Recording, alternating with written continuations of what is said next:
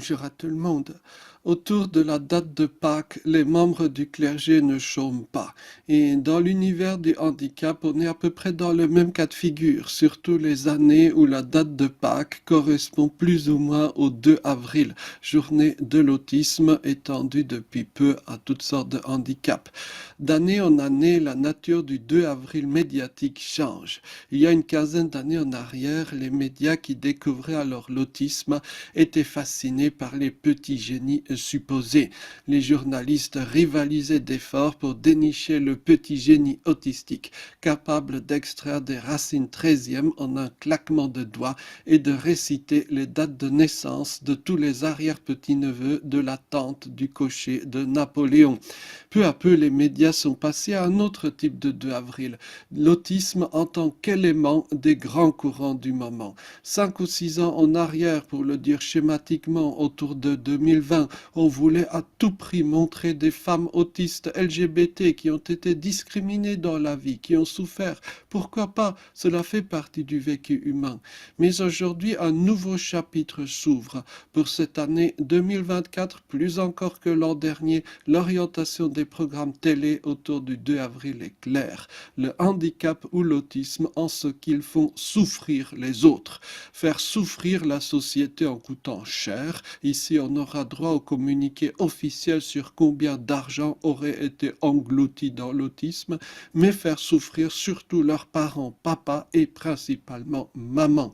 Comme dans toute grande mode, il ne s'agit pas simplement d'exercices mentaux ou de fluctuations mentales théoriques. C'est avant tout un marché extrêmement juteux. Quiconque en mesure de servir exactement ce que les médias demandent pour le 2 avril aura de fort appréciables revenus pendant une période de temps non négligeable. Sans surprise, certains acteurs sont particulièrement performants pour marteler exactement ce que l'on doit dire. Les diagnostics suivent désormais indépendamment de toute caractérisation médicale. Est autiste tout individu qui nous pèse, qui obère les finances publiques et à cause duquel malheureusement certains juges bornés nous tracassent lorsqu'on réussit enfin à s'en débarrasser en l'éliminant physiquement. C'est triste à dire, mais en somme le 2 avril 2024 devient un peu la fin d'un cycle. Lorsque l'on ne perçoit quelqu'un, ou plutôt quelque chose, car l'autiste est l'objet pesant évoqué à la troisième personne, que comme un poids dont il est impératif de se départir, c'est que le sujet est épuisé.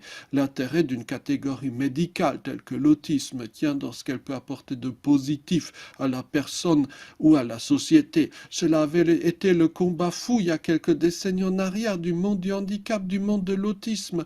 Oui, il était singulièrement naïf ou ridicule de présenter la différence sous l'angle des petits génies experts en grammaire du proto-élamite oriental. Mais au moins cela faisait rêver et ça ne nuisait guère. Le combat pour la schizophrénie a été détruit il y a une vingtaine d'années déjà par les émissions à sensation sur les tueurs sanguinaires brandissant un couteau dans la ruelle sombre à minuit. Le combat pour l'autisme s'achève par celle sur la souffrance que ces boulets infligent à leur maman.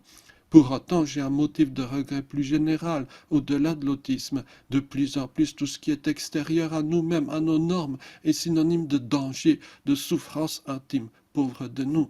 En vérité, c'est l'inverse même du message d'ouverture d'un monde nouveau que porte la fête de Pâques, que l'on soit juif, chrétien, ou même que l'on se contente de regarder les fastes de la nature au printemps.